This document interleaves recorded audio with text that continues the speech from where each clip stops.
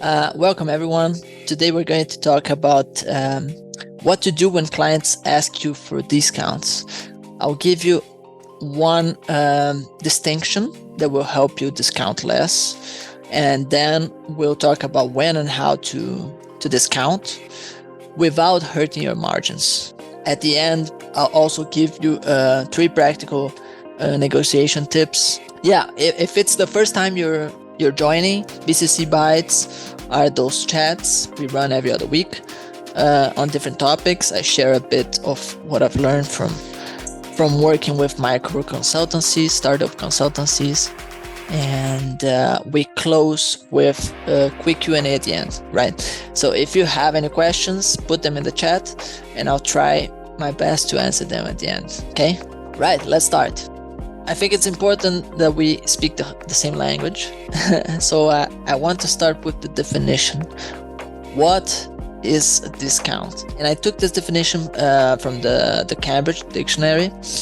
Discount is a reduction in the usual price of a product or service. Here's the thing. There are consultancies that will always discount. If you pick the proposals and you put them side to side with their invoices, you see maybe 1 or 2 out of 10 clients did not get a financial discount. And this means the proposed price is not the usual one. You're not discounting, you're cutting price. That's why it's important to make this distinction here. A discount is seen by both parties as a rare event, a special circumstance. A price cut is a new price level for the future. And today we're going to talk about discounts. It's easy to say never discount, but rare events happen and you will end up doing it. It's part of the game, so it's better to understand when and how to do it properly, right? Now, price cutting is not part of the game. It's highly detrimental for your consultancy. I will explain why in 2 minutes, right? Let's move on to the first question, when to discount. I present you this maxim. Loyalty earns discounts, not the other way around. I think that it kind of compiles, it puts together 2 important lessons. One is you don't discount to win business from new clients. Okay, of course, we all hope new clients will hire us for multiple projects and will engage with us for a long time. That's why marketers and financial analysts use the client lifetime value to plan initiatives. You might have heard of that. If you're giving up your margins now, but will likely win them back later on, is discounting that bad? And the answer is it's not that bad, except if you're discounting in the very first project for a new client. The first job must always be profitable, right? And the reason for that is that your profit margins will almost always go down over time, right? You might sell larger engagements to existing clients, but consultancies, when we're talking about margins, they often see lower margins from them. That's why the idea of selling cheap to make up for it later is actually a delusion. You're really fooling yourself. A price buyer will still be a price buyer. So reducing price for the first engagement is not discounting, it's price cutting. You can do it if you want, but be aware that the client you're giving a discount, he or she will expect you to do the same for any other future services you're opening a precedent. If you find that there's a lot of price resistance among new clients, what can you do then? And the right course of action, at least based on my experience, is not to cut prices but to design an entry offering. Design a service with a smaller scope of work that allows you to deliver quick wins, show how you work, and it can be priced lower than your main offering, right? So this can be a diagnostic, an audit, short workshops, training, etc. I mean, the goal is to make new clients comfortable with the exchange of value, instead of pitching them an expensive engagement out of the gate, right? So remember, I think it's important to remember, discounts do not earn loyalty. If discounts are not appropriate for winning new clients, when do you give them? And the answer is they should be reserved for good and loyal clients when they go through a tough phase, difficult times, right? If a client treats you well, pays you well, and is a joy to work with, then giving a discount feels like a big thank you. It's a way for you to give a bit back, right? And here there's an analogy by Blair that I love, which is, think of discounts as favors. We give favors to our friends, family, or someone we think that deserves them, right? Maybe they ask for a favor, or maybe we offer first a favor. But if someone is always asking for favors, then that person is probably neither a good friend nor a good client, right? So it's important, when we say do discount for loyal clients, it's important to ensure that those discounts don't become a habit. And there are two quick tips that I think are helpful here. First, during your conversations, when you offer a discount and the clients thank you for it, gently hint that this is a favor that should not be expected in the future, okay? You don't need to be explicit about it. When they ask you for a discount, you don't say, no problem, or that's okay, or it's nothing. You say, I'm glad we can help. I know you would do the same for me, or something like this. This doesn't mean you will ask the favor back in the future, but this brings up the feeling of reciprocity, and this avoids kind of one party to be always asking and the other one always accepting, which is something that it happens among boutique consultancies. Sometimes you're dealing with a loyal client and they're asking for a discount, and you want to you don't want to damage the relationship, so to say. So you accept and you suffer in silence. And they ask again and you say, okay, no problem, and you suffer in silence. Why did I give the discount? So whenever they ask and you provide a discount for loyal clients, gently hint that, okay, this should not be expected in the future. I understand that there's a special circumstance here. I'm glad I can help.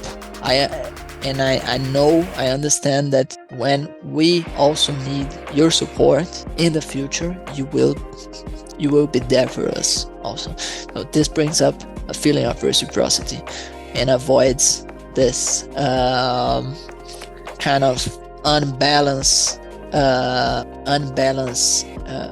of asking and giving, right? The second tip is more explicit, which is document any discounts on your proposals and your invoices. If you only show the final number, it will become the benchmark. It will work as an anchor for future work. So instead, and this is really easy, just show your total fees, add a line, title, discount, courtesy discount, or anything like this. And then you show the final discounted fees. This not only avoids devaluing future work, but it also works as a deterrent in case the client asks for a discount again. You can point them out to the last invoice or and remind them, okay, you already got a one-time discount in the previous project. Now let's get to the core of our chat today. What do we do when clients ask for discounts? How to address it without actually reducing price? There are a few ways you can address a request to cut price without actually doing so. Let's talk about the main ones. The first one is confidence. Believe.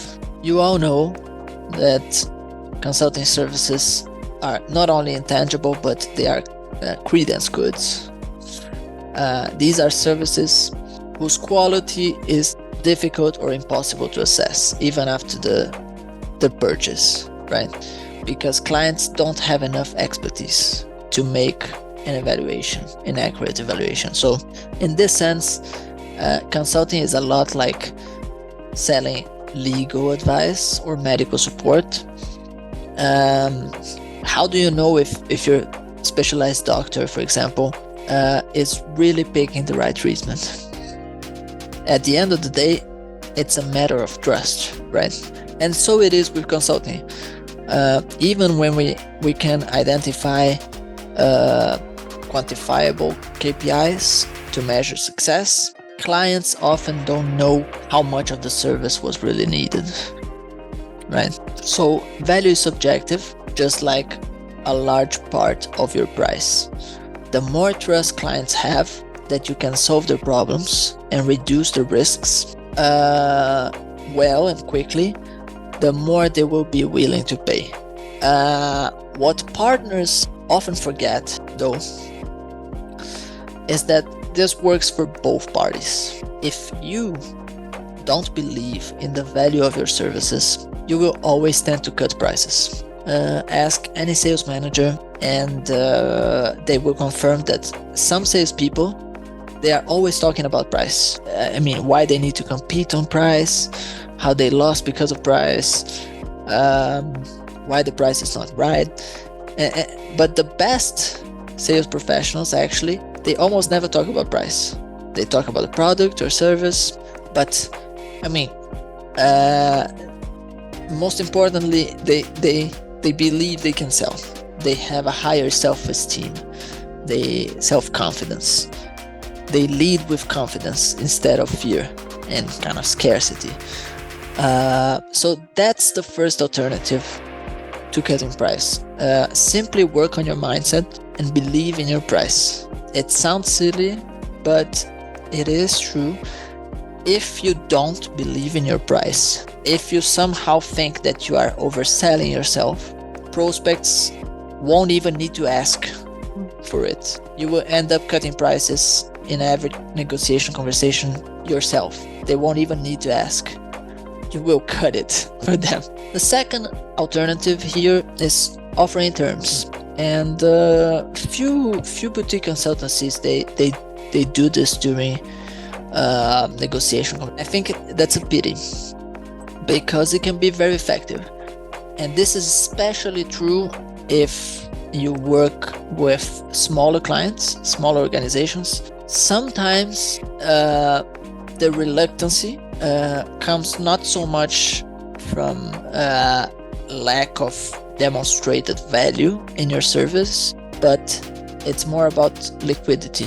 If the client says, for example, we can't afford this, you can't simply ask, okay, is this about value or about cash flow? Would it be helpful if we try to put together a payment plan for you? And of course, there are some precautions that you might need to take depending on what and for whom you're selling to. So if it's a new client or you would be doing a lot of work at the start of the engagement, then it's wise to ask for a bigger upfront payment. But it can still be a very effective alternative to discounting. If you offer different terms, I think it's also important to remember the saying. There's a saying, you can have your price and my terms, or my price and your terms, but you can't have both, right? I don't know if you heard this. I love the saying.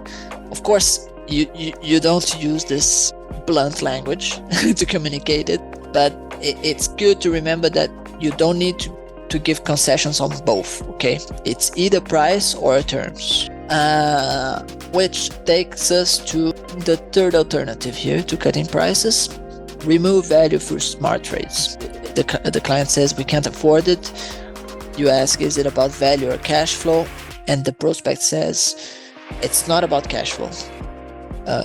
The prospect can't or is not willing to meet your price. If you want to make it work, you can cut price as long as they also give up some value. Okay, good negotiators, they will try to reduce your price without taking out value, which means that they're getting more for less, if you think about it. What you need to do here, and that's what we call smart trades, is to find a new solution that can be sold for less, but reducing the scope of work so that you get to keep your margins. They can pay less, but they will also get less value out of it, right? You will almost never face this challenge here if you present a set of 3 different proposed solutions to clients. That's what we suggest as a process for boutique consultancies. It improves your win rate. It's more consultative. When you present only one solution, one price, then the prospect's feedback is either a yes or a no, right? But when you present 3 different options, you open up the possibility of discussing trade-offs. You can anchor price higher, and so I'm afraid we don't have enough time to talk about that today. Ideally, you want to present more than one proposed solution, right? But let's say you only presented one.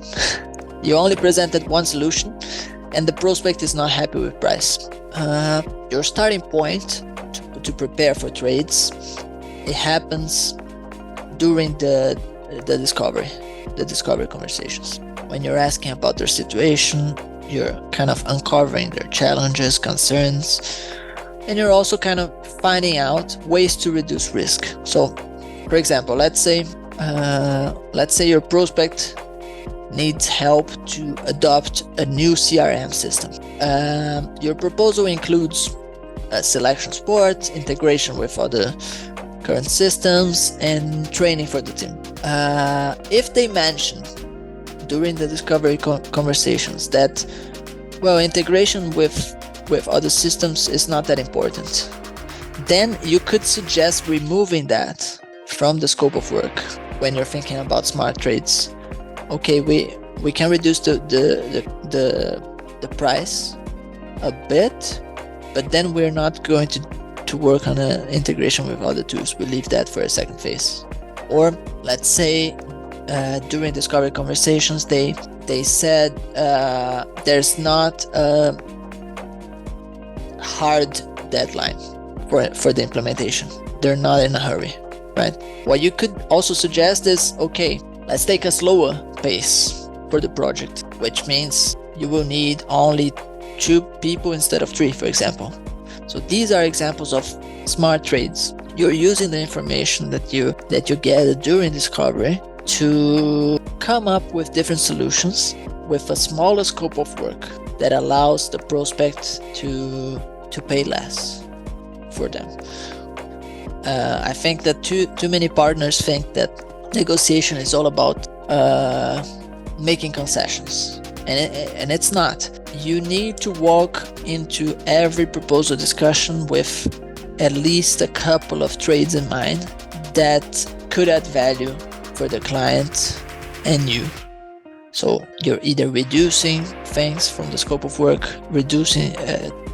eliminating some of the deliverables, or you're adding something else, or you're changing services. Whatever it is, it's important to have those trades in mind. The last alternative to cutting price I want to talk about here is walk away. If you can't find a win-win agreement, you need to walk away. Okay. This is the price of being a professional. This is the price of being a trusted advisor. You need to protect your reputation. You need to protect your positioning and your client's trust by negotiating to benefit both sides, right? People are afraid of walking away because they think it's the end of the relationship, but it's actually the opposite. If you think about it, if everything up until that point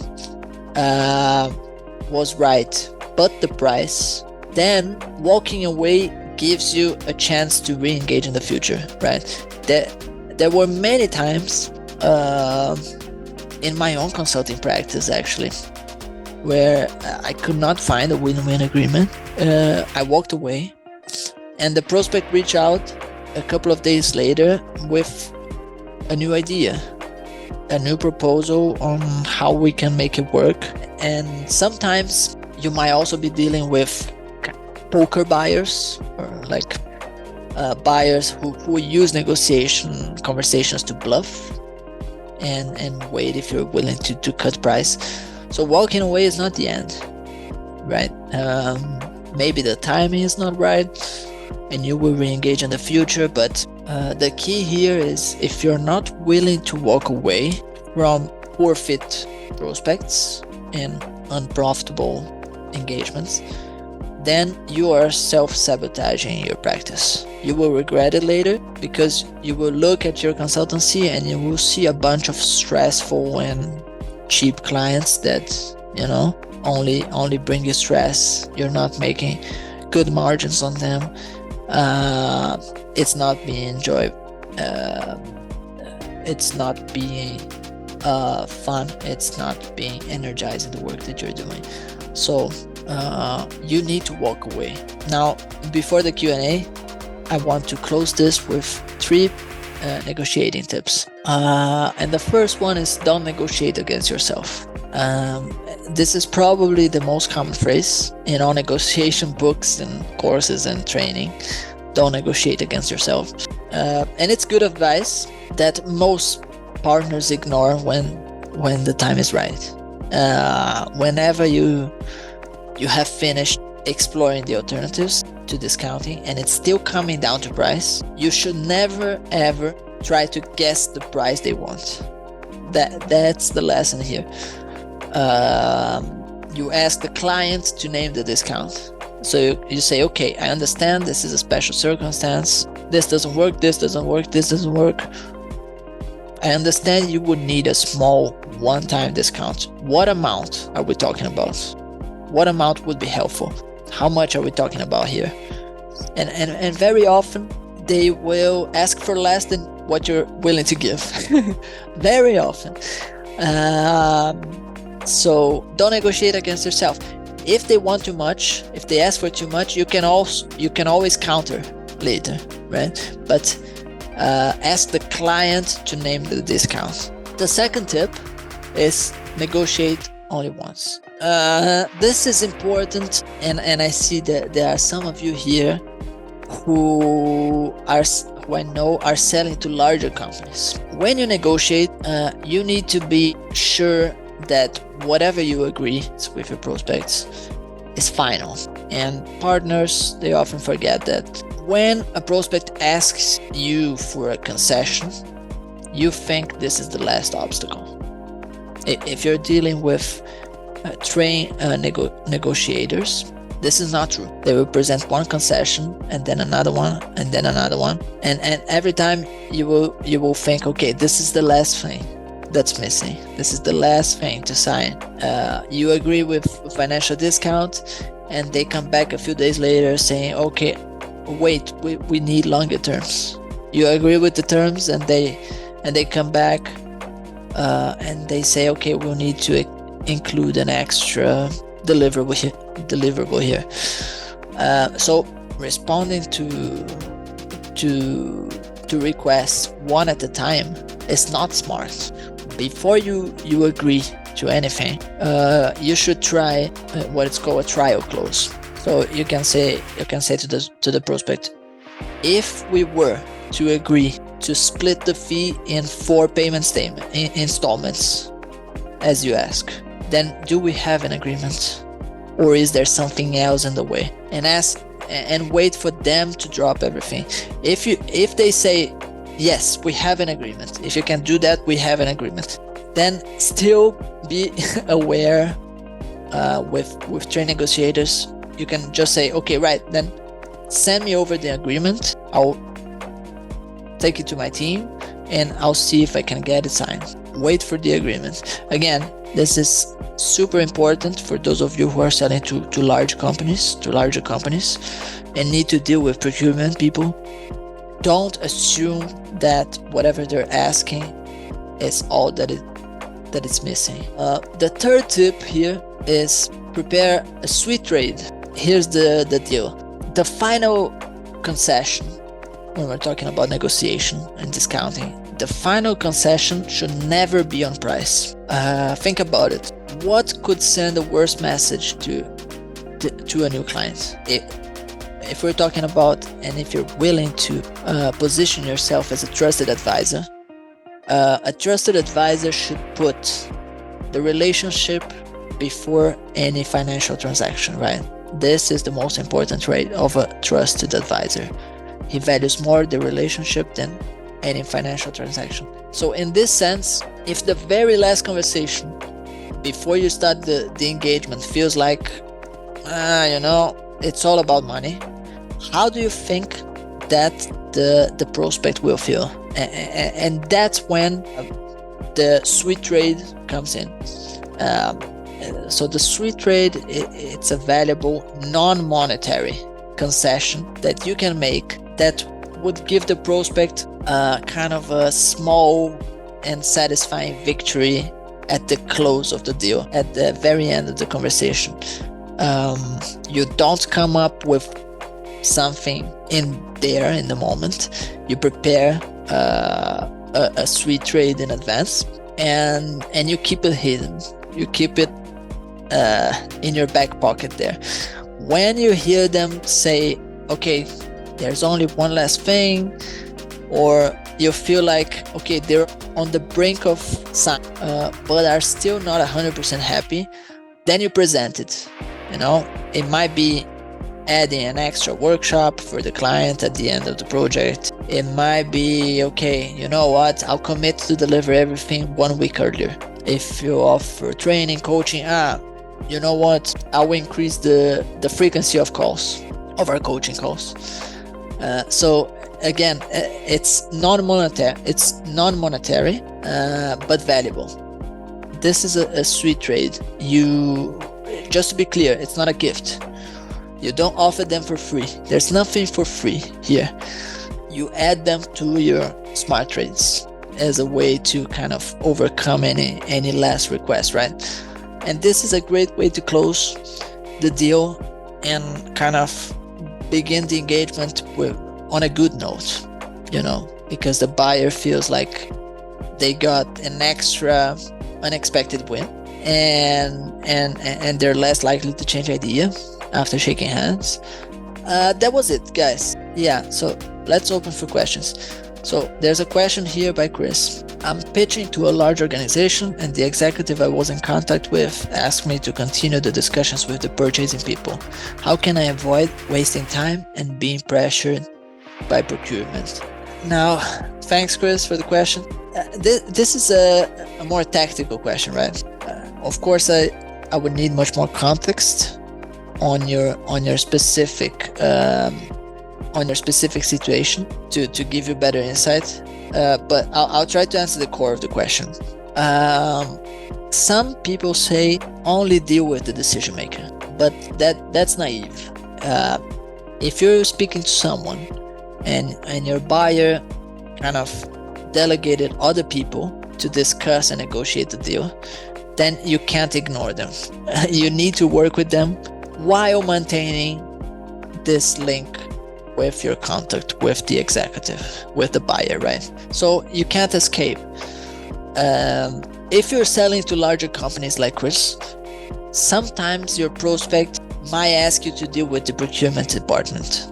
And if that happens, the most important thing you need to do is to help the prospect retain his authority. You work with procurement but you keep the prospect involved, right? And here's an example. Let's say the prospect says, okay, thanks, Chris, I really think you can help us here, but at this point I will need you to kind of work this through the procurement department. They take a look at all the consulting agreements, and I know it's not nice, but that's how it works. How would you reply? Feel free to drop your answers here in the chat. Yeah, remember, you need to help the executive retain authority and keep him involved. So here's how I would reply. I would say, okay, no problem. I have to work with the procurement groups all the time. That's how it works. But just to clarify here, who is signing for the project? Is it you, or is it someone in procurement, or is someone in corporate? And then the prospect might say, no, I signed for it. It's coming from my budget. Then I would say, okay, great. Then I'll send the proposal to you. I'll copy procurement. I'll share everything, all of the documents that procurement asks. I'll share as much information as I can. Sometimes they ask for things that I don't have or I can supply, but I'll cooperate with them as much as possible. And if we run into any roadblocks, if we start having any kind of problems, I'll let you know so you can give them a push. Okay, so this works if you are really speaking to an executive, if you are really speaking to the decision maker. You're helping him retain authority, and you're keeping him involved. So if he wants the project, if he wants to hire you, and there's a clash with the procurement team, he can override them, right? So answering your question, Chris, how can I avoid wasting time being pressured by procurement? You can't avoid having to deal with procurement. That's the cost of selling to larger companies. But in terms of pressure, I don't think you and your point or points of contact are the executives who can override procurement. Then you should bring them to your side, keep them informed, and they will help to avoid this kind of pressure, or to at least remove some of the pressure that procurement people can put into you. Yeah, there's another good question I want to answer, even if we're over time here. Question from Cheryl. I'm also selling to large companies. Should I negotiate with the decision maker or the procurement department? Good question. And the answer for that is it depends on how your sales conversations happen. One of the golden rules in sales is you stop making concessions once you have won the business. Okay, you stop making concessions once you have won the business. And the difficult part, at least when you're dealing with large companies, is to know when you have won the business, right? So if all of your conversations happen with an executive, so let's say you had a one-on-one discovery conversations to talk about his needs, you discuss value, you discuss price, you discuss budget, you presented solutions, you resolved concerns. If you made it all the way through the proposal and the procurement people didn't show up, they did not get involved, then it's highly likely that you have won the business. Okay, that the executive you're speaking to, the decision makers, they have chosen to hire you, and now it's procurement job to kind of get the best price they can, try to negotiate. They are trained to ask for concessions, right? So lower price, longer payment terms, IP rights, whatever it is, they will keep asking concessions until you say no. So if that's the case, if all of your conversations happen with an executive and procurement didn't show up until the proposal, then you should start with no. You say to procurement, you can't change a line in the agreement, in the proposal. If they keep you waiting, then you keep them waiting as well. And if nothing happens, just like I explained to Chris, reach out directly to your points of contact, to your executive, and then ask for help to get it unstuck. And say, I feel like you need to give your procurement people a call. You know, they're tied to their standard rules. We both want to start, but I think you might need to give them a push here. If all of these doesn't work, then you can consider using some of the ideas we talked about here, like making smart trades with the procurement people. Now, this is my recommendation if procurement gets involved late in the process, but it might be the case that procurement get involved early. For example, if you're talking to an executive, to a decision maker, and he warns you about procurement just as you're starting to discuss solutions, or if he asks you to copy the procurement people, the purchasing people on every email, for example, no, they need to follow this, then it's a sign that procurement have a higher authority than your contact, and the whole decision will come down to price. You can't escape procurement. Most of the procurement departments, they will end up deciding on price, and in that case, you should really think about. You should really stop and think if it's even worth going after this opportunity, participating in this kind of competitive selling process. I would need more context to give you a better answer, Cheryl. Okay, right. But that was it. We're over time already. Thank you all for joining.